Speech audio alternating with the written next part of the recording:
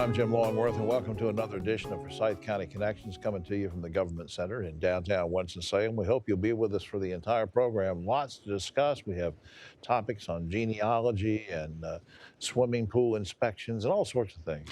But where we want to start is talking about pets, and we do that with an expert in this field. With me now is my friend Captain Van Loveland. He's Animal Services Division for Forsyth County Sheriff's Office. Welcome to the show. Thank you.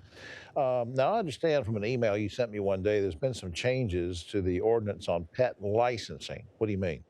Yeah, so we've been working with the Forsyth County Animal Advisory Board for a couple of years now on looking at the requirement of pet licensing here in Forsyth County.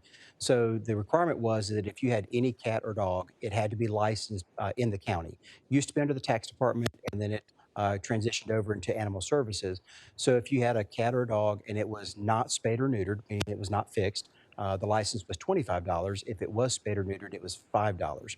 So for the last couple of years, we've been doing a lot of research on that with the Animal Advisory Board and looking at, is it really beneficial to keep having that licensing? And the original thought was that the licensing would help people to spay and neuter their pets to control the population. Right. Doing research both nationally and here in the state of North Carolina, a lot of the counties and cities that had that licensing ended up doing away with it because it just really wasn't doing what they thought it was going to do of getting people to spay and neuter their pets. Yeah, that's too bad. And I'm also glad you mentioned the C word, CATS, because I can't tell you how many people I've come up to and said, well, I have 2 cats. I don't have to license them. That's not true.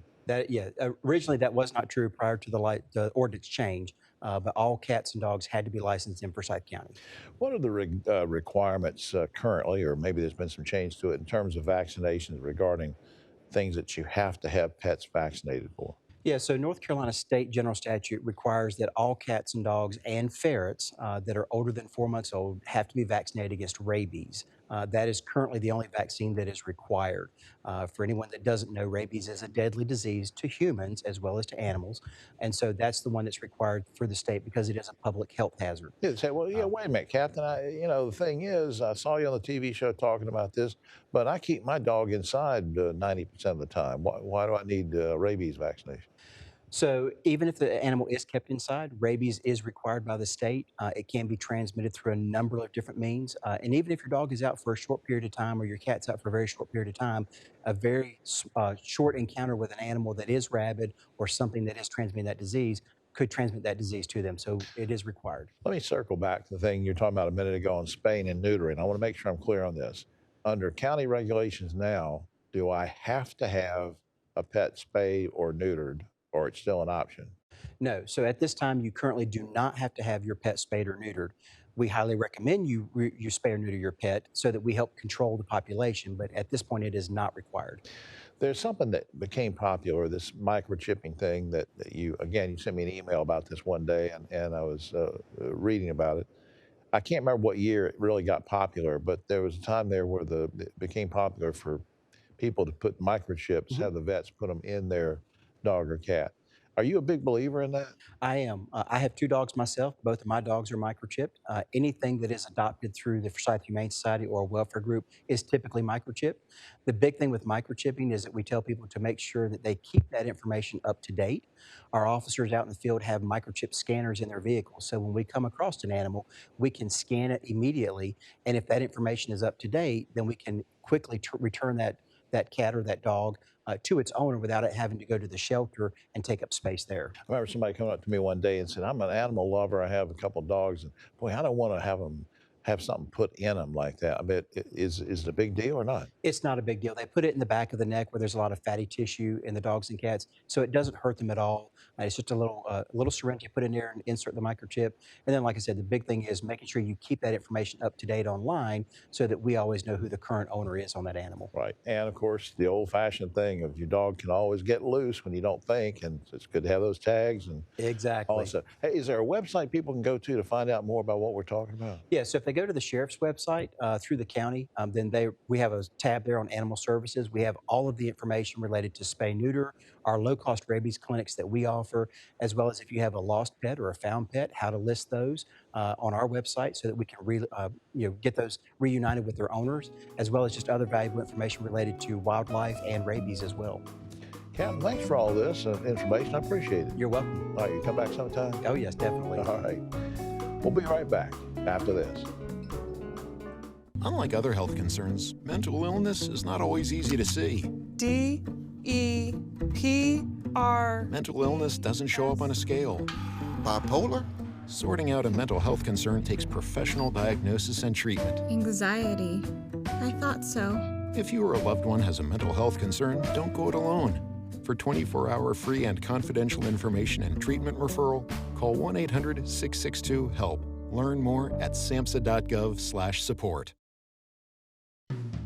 Back now on Forsyth County Connections, and I can't think of a more serious topic these days than cybersecurity and hackers and that kind of thing. I mean, it can happen to anybody, and it is happening to anybody. And I want to find out more about this with an expert in this field, a good friend of ours. Kevin Shelton is the IT team leader for Forsyth County Management Information Services. Thanks for dropping by. Yes, thank you. Cybersecurity, big concern for residents, businesses, and government. Everybody's vulnerable. You and I were talking about that off camera.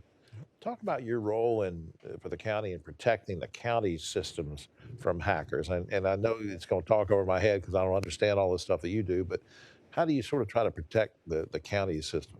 Right.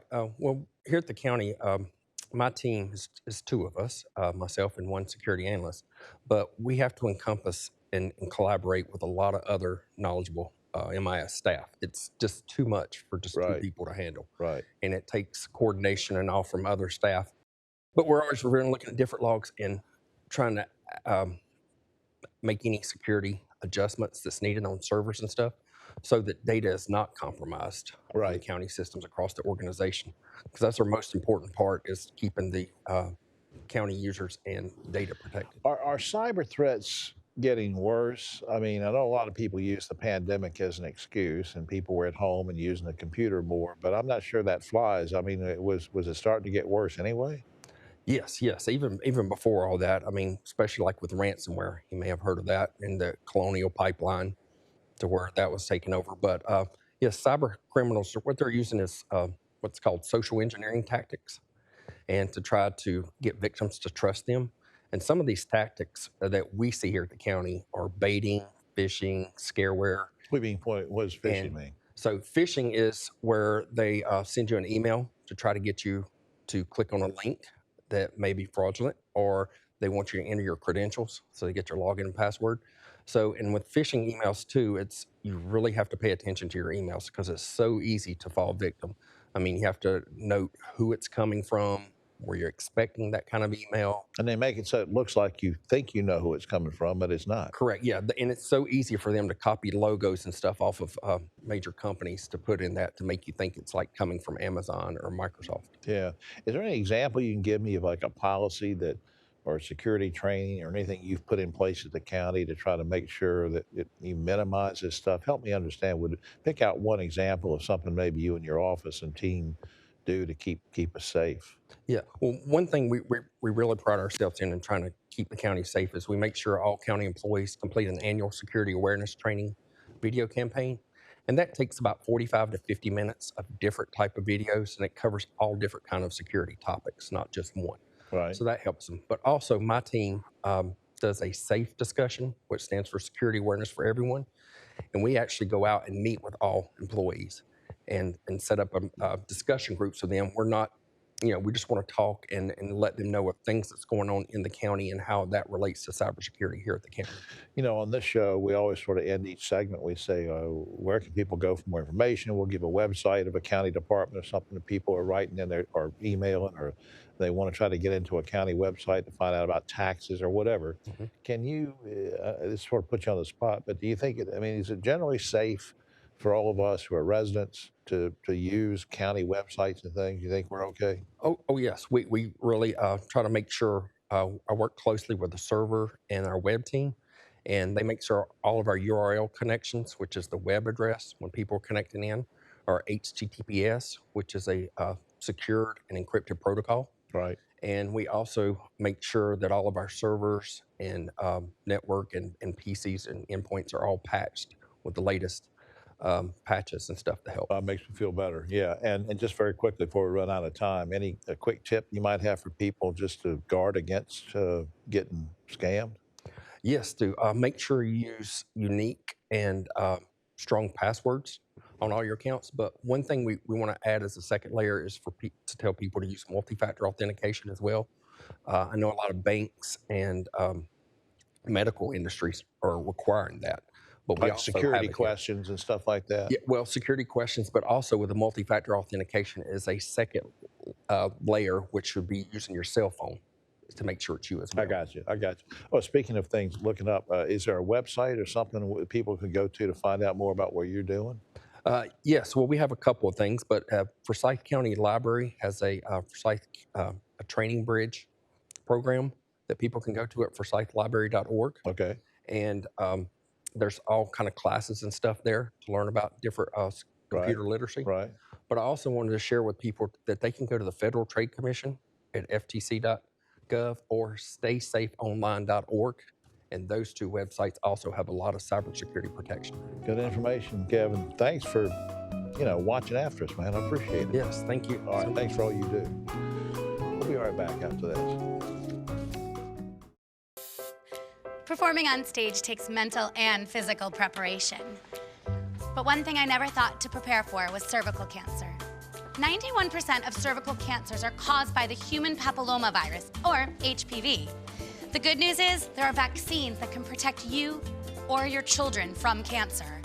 I survived my cancer, but you can stop cancer before it starts. Talk to your doctor and go to thinkaboutthelink.org to learn more. Back now for Forsyth County Connections, and I want to learn more about swimming pools and inspections and safety and all that good stuff, and we have somebody who's going to help me with all that. Ken Bowyer, Senior Environmental Health Specialist for the county's Department of Public Health. Thanks for coming by. Absolutely. Thanks for having me. What's the difference? I know you're going to get after me for it. It sounds like a stupid question, but what's the difference between a residential pool and a commercial pool? That's a great question. So a residential pool is a body of water that is used by the members of a single family dwelling and their guests, and that is it. That's it. Everything else is commercial. Pretty much everything else is commercial. But wait a minute, Ken, what about if I move into an apartment complex and they say, hey, well, this is a great apartment complex. We've got 15 units and it's all residential, and we have a little swimming pool for just that. You're saying that's still commercial? That is still considered commercial or public, because whether or not you pay a fee to use that pool, it is not just under the control of the single family. Of one family. Ownership. I got you. Correct. I got you. Thanks for clearing that up. Yeah. Now, how many, let me put you on the spot. How many pools do you inspect every year? Well, it's a little bit of a moving target. Currently, there are 363 bodies of water that we permit and inspect in the county. And this is only commercial or both residential and Commercial, yeah. commercial? We regulate and permit commercial or public swimming pools. We do not regulate residential pools. Okay.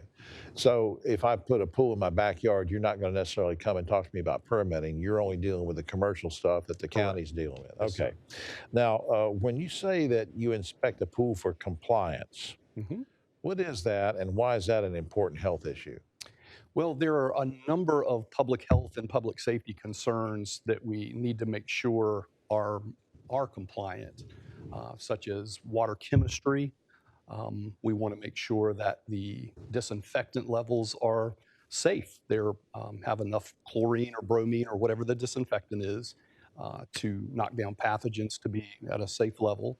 We want the pH of that water to be slightly alkaline. The range there is 7.2 to 7.8, 7.4 being the pH of the tears in your eyes and the mucous membranes in your nose and throat. And of course, this is all stuff. These are numbers and things that the regular folks like me would have no idea what that means. And that's all the more reason that we have you and your team doing these inspections on these big commercial pools, because we're trusting that you're going to make sure people are complying with this stuff. Yeah, we visit each one of them.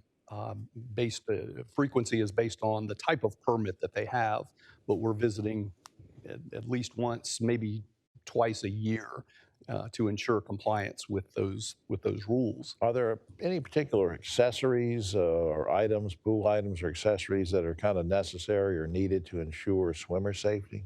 Yeah, so swimmer safety, we're going to be looking at making sure that there is a standard meeting emergency telephone. So if there is a problem, someone can call for help. We want to make sure that there's life-saving equipment, whether that's the body hook or a ring buoy and a throw rope. North Carolina does not require lifeguards, but if you do not have a lifeguard, you have to have certain compliance items present for life safety. Right. So again, if it's a county-run pool or a park pool or a YMCA pool or a apartment pool or whatever, they don't have to have a lifeguard, but it's a good idea too. It is a very good idea.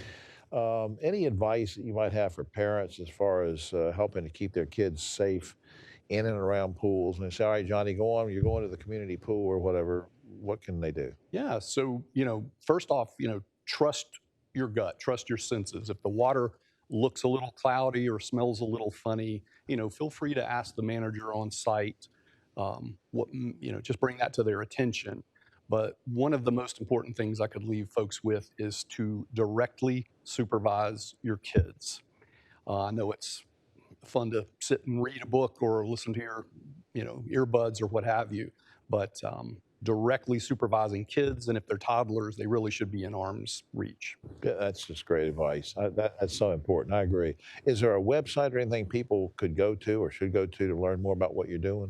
Yeah, the Forsyth County Department of Public Health website, environmental health, and then navigate to public swimming pools. Okay. Ken, I appreciate all you do for us. Well, thank you much. All right, Enjoy my it. friend. All right. We'll be right back after this.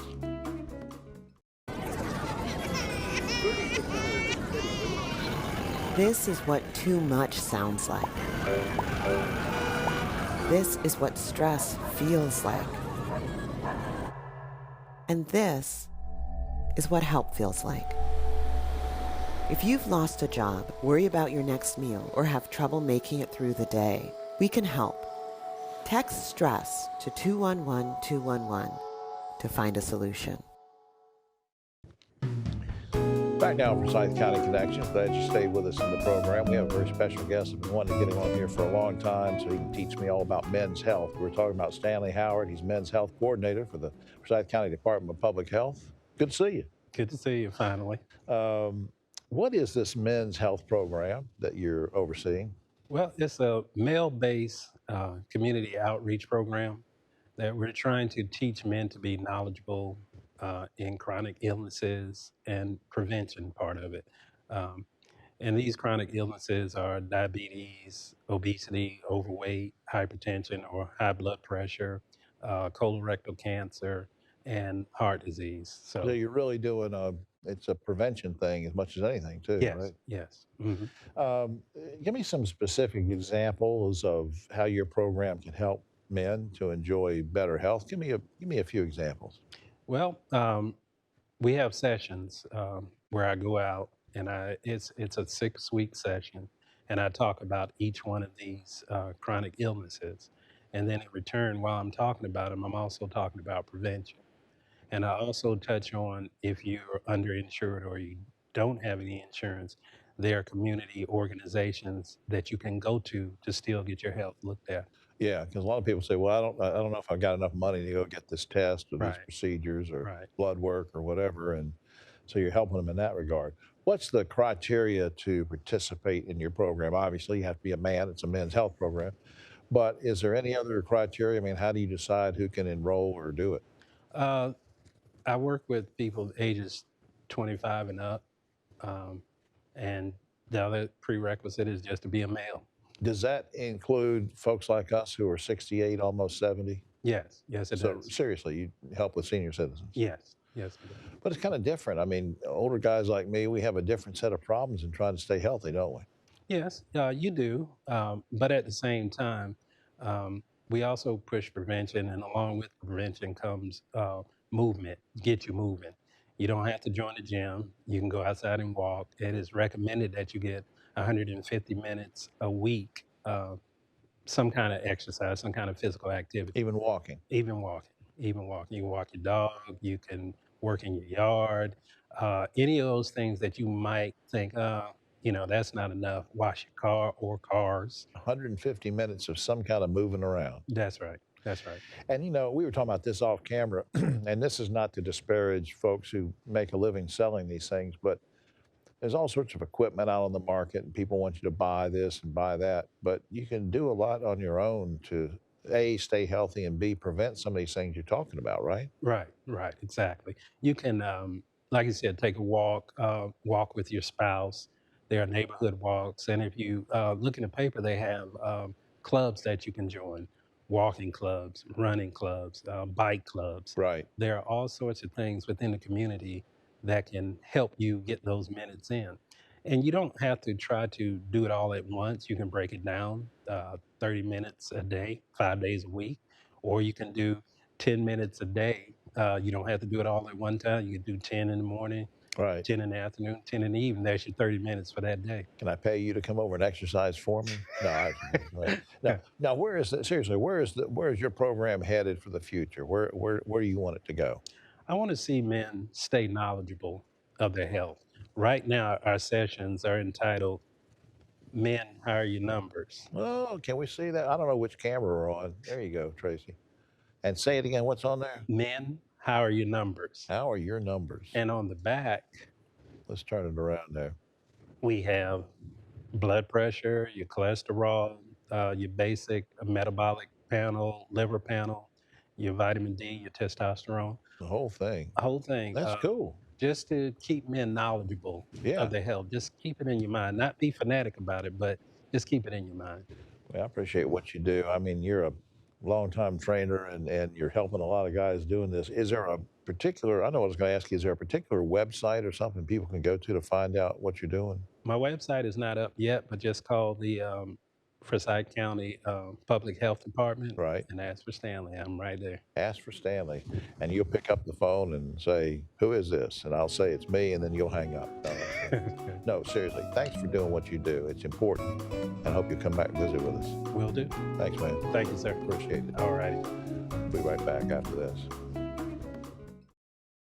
Every year, 4.5 million young adults between the ages of 18 and 24 visit the ER. It's every parent's nightmare. Umergency gives you all the tools you need to quickly and effectively manage your family's emergency. Umergency provides instant access to vital resources, customized to your student's campus and local community, digital consent form, and built-in urgent alert button. Umergency gives you peace of mind when you need it most. Download your Umergency app now. I keep hearing how things are getting back to normal. Is this normal? So much has changed. It's time to discover the new person I am now. For some great tips on finding your new normal, visit yourlifeyourvoice.org. There's so much to see in this life's journey, and the view just keeps getting better. But untreated hearing loss can put us at risk for missing out. Stay connected so you can keep doing what you love. Get a hearing health check every year.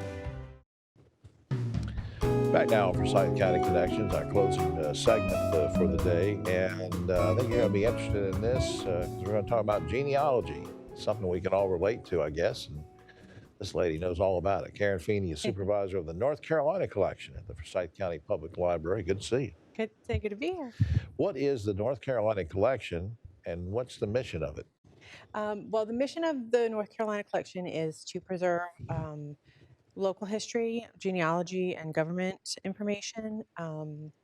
We have resources related to local history of North Carolina broadly, with biography, folklore, literature. How does somebody use this? If I walk into it's a great public library facility. I walk in there and say, I want to check out this collection. Is it a separate room? I mean, do you do certain things? How do you do it? We are a separate room. When you come in, you sign in. Our collection is unique and it stays in the room. It doesn't circulate. Oh, okay. It's only usable so you can't take that stuff home. Right. It's always available in the room, but it's only available in the room. All right. Now, what are the most popular resources for research and people who want to do, find out about genealogy? What would you say are the most popular sources? The most popular are our databases. We have 4. We have MyHeritage, Heritage Quest, African American Heritage, and of course Ancestry. Okay. And Ancestry is available only in the library. You have to be signed into a library computer to use it. Right. Now, suppose I'm in there and I'm trying to go through some different resources and I'm not real technical oriented anyway, and my brain doesn't work but half the time. Now, what if I say, I really need the library staff to help me? Well, I've got a couple questions here. Do you have some folks that are sort of designated that can float into that room and say, yeah, Yes, all of our staff can help get you started on genealogy. We do have a professional genealogist on staff, and as well as me, and we have another genealogy librarian who can help with deep dives into and research on genealogy. Right. And this is not necessarily just a get in and get out pretty quick thing. I mean, you might want to come back and back again. And yeah, you get tired of seeing me. I'll just keep No, we love it. What now, since you said this is a North Carolina collection, is the focus mainly on Forsyth County, or does it have to, can it be other counties or other areas of the state, or what? Well, our book collection covers mostly North Carolina. Our genealogy collection covers North Carolina, Virginia, and South Carolina, but we also, when you're thinking about the history of the United States and how it started out with Jamestown and the Plymouth Bay Colony, Right. a lot of our resources cover the original 13 colonies. And you told me off camera you have an ancestor that came over on the Mayflower. Yes, I have a Mayflower ancestor, which I found doing research in our rooms. Isn't that something? It's amazing. That's pretty cool. Now, is there a fee that I need to pay to come in and use this collection? There's no fee for the room to use it. The only fees that we have are for printing. It's 15 cents a page if you're printing from the copier. If you're printing from the computers, like if you're downloading from Ancestry your documents, Right. you get 10 free prints a day. Now, we didn't rehearse this or anything. I'm just curious. So if I find something that I'm interested in your database, couldn't I, and I don't know technical things, but couldn't you transfer that information to my computer at home? Or, I mean, how do you do things like that? Well, you can download it to a flash drive, or you can download it and email it to yourself. So Okay. the Ancestry, the library edition doesn't connect to a personal Ancestry. So Okay. you have some limitations there when you're using the library version. Okay. And what about, now this is an old-fashioned question because I came up in the 50s. Do people still need a library card to come in and enjoy the resources? Yes, to get into the library computer, you should have a library card. Now, if you're from out of town and you don't want a library card, we do have temporary cards that can be given. But if you're if you live in Winston, or if you live in Guilford, or some of the surrounding counties, you can get a free library card. Okay. All right. Not hard to do. Not hard to do. We're happy to help you do that. All right. You're very helpful. Well, thank you. I don't want to know about my past, so something. No, it's fascinating. People get very addicted to it. you have good ancestors. All right. That's all for this particular show. We thank Karen for all she does and keeping the collection going like that. I want to thank everybody for watching the entire program today and all our guests who participated in it. Let me just get a plug in for you see this screen behind us throughout the program, so I might as well mention connectwith.forsythcountync.gov. Good place to go for more information. That's our show for now. For all of us here, I'm Jim Longworth. We'll see you next time.